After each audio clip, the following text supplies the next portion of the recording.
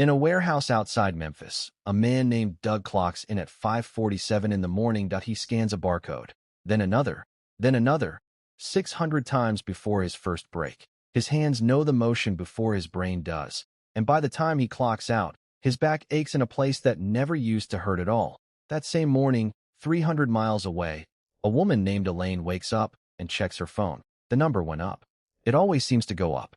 She didn't scan anything, didn't lift anything. She owns shares in the company that employs Doug, though she's never once set foot there. Neither of them did anything wrong today.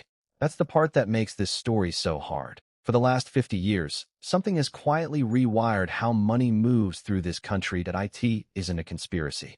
There's no secret room, no cabal pulling levers in the dark. It's something simpler, and somehow more unsettling. It's a set of rules that keep running. Rules, once written, don't need anyone's permission to keep running on their own. Go back to 1978. A factory worker in Ohio could buy a house on one income. Try telling that to a warehouse worker today, and watch the disbelief on his face.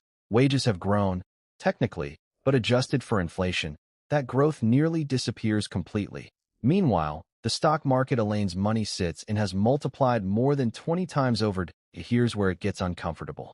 That gap didn't happen by accident at all. In the early 1980s, the tax code changed, piece by piece, year by year. The top tax rate on the wealthiest dropped from 70% to 28%. Capital gains, money made from owning things, got taxed lower than income from labor. That a dollar earned by selling stock was suddenly worth more, after tax, than a dollar earned working. Doug's dollar and Elaine's dollar were never treated the same. They still aren't today. Then there's the part almost nobody explains on the news. Compound growth itself. Money makes money.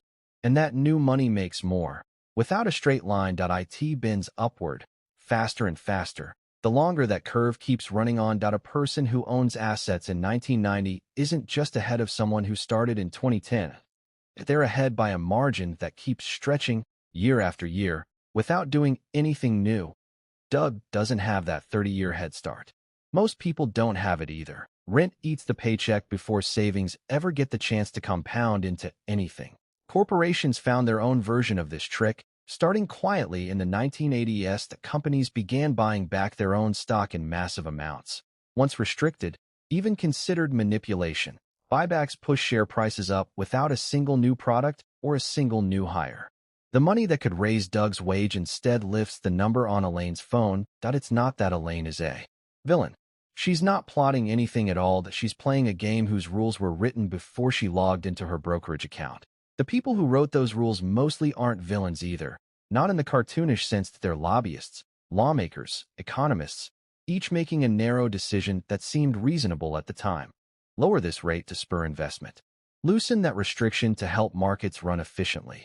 Nobody sat down and said, let's make sure the warehouse worker never catches up. It just kept happening, decision after decision, until catching up became nearly impossible. Housing tells the same story from a different angle. In cities where jobs are being created, the cost of a home has outpaced wages so badly a worker would need over a decade saving every spare dollar just to afford a down payment. Meanwhile, investment firms, flush with capital that grew while they slept, buy up entire blocks of homes in cash. They don't need a mortgage. They don't need to save. They already have the money sitting there, waiting, compounding. Doug is 34. He still rents. There's a number economists use to measure all this, called the Gini coefficient. It sounds clinical, almost boring, but track it over the decades, and it draws a picture that's anything but boring. It climbs, slowly at first, then steeply, right alongside those years that the tax changes took hold, alongside the rise of stock buybacks, alongside housing becoming an asset class instead of a place to live.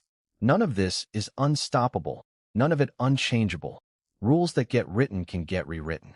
Tax codes have shifted before, dramatically, in both directions. What's harder to change is the belief that this gap is natural, that it's just how capitalism works, that Doug's aching back and Elaine's rising number were always going to end up this far apart. They weren't.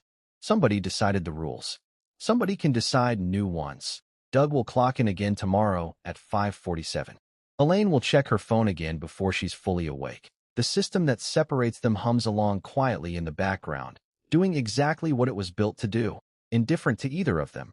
waiting for the next person to wake up and ask why.